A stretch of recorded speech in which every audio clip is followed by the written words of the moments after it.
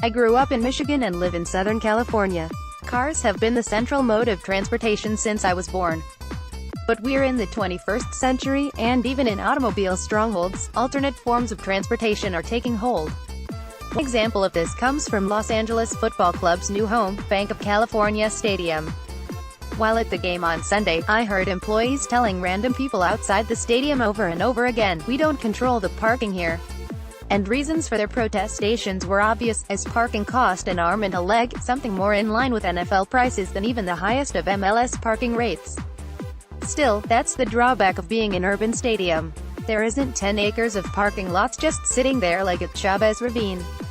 Only so many cars can park near the bank, and so it's little surprise the team has emphasized alternate transit modes to get to and from games. I tried 2 of these methods for the first home game, and lived to tell the tale. Here's my guide on taking the metro and going rideshare for the LAFC game. The cheapest method, other than using a bicycle or walking to the stadium, is to take the metro. You can take a one-way trip with unlimited transfers for $1.75, which all things considered is a very good deal.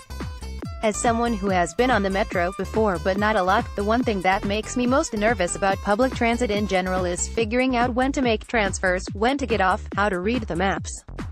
I have more embarrassing stories about getting turned around on public transit routes than I care to admit. But here's the thing, if you use LAFC's app and hit the metro button on it, it tells you exactly what you need to do. I ended up taking 3 trains on my route: the Gold Line from my home station, the Red Line at Union Station, and then the Blue Line to Expo Park. The app clearly spelled out what I needed to do on each train, and I was confident enough that strangers were asking me where the train was going and I could authoritatively tell them. I have to hand it to LAFC for making that metro integration on the app. It honestly saved so much grief by having the full route spelled out. If you are not a metro expert, I would definitely recommend using it. The drawbacks to taking the metro to the game. All told, my trip, which was about 8 miles, took an hour. I think we all know that the trek to sporting events take time, whether it's to park or taking mass transit or whatever. But the trains weren't that busy on the day, and it took an hour, something I was prepared to do, especially considering the cheap price. If it's a busy time, it could take quite a bit longer, so plan accordingly. The other thing is if, like me, you transfer, make sure you pay attention to the signs to get to your next train. I'm bad at directions and I found some of the maps and signs a bit confusing, but I found where I needed to be.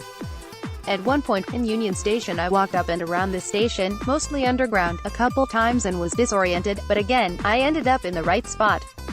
Make sure you pay attention to your route so you don't end up at the beach or whatever and have no idea where you're going. And bear in mind, from where you get off the Expo line, you're going to have to walk a little over half a mile to get to the actual stadium, through Exposition Park. If walking even that much is an issue, you may want to consider other methods of transportation. Would I take the metro again to the LAFC game? Absolutely. Since I took the metro to the game, I decided to try a different method home, so I went with Lyft. LAFC has a partnership with Lyft, where you get dropped off and picked up from a designated spot, so I checked it out.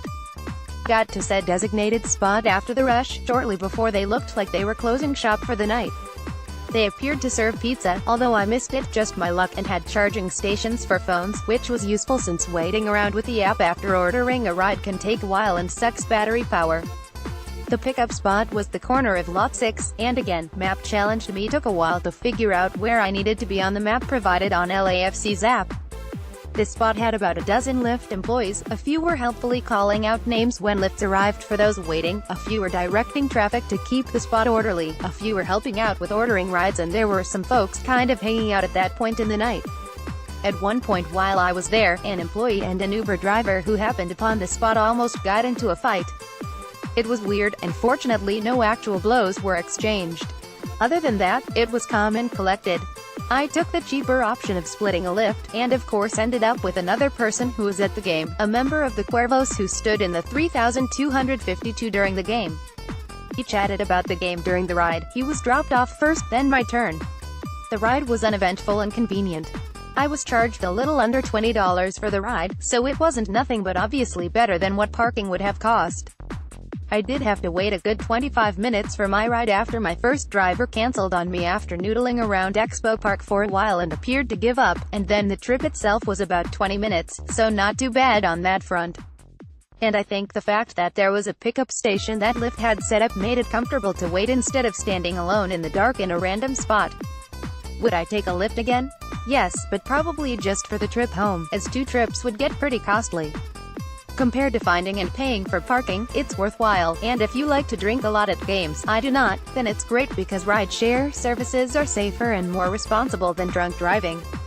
Also, if walking is an issue for you, then rideshare is definitely the best alternate option to driving yourself there. What do you think? Leave a comment below.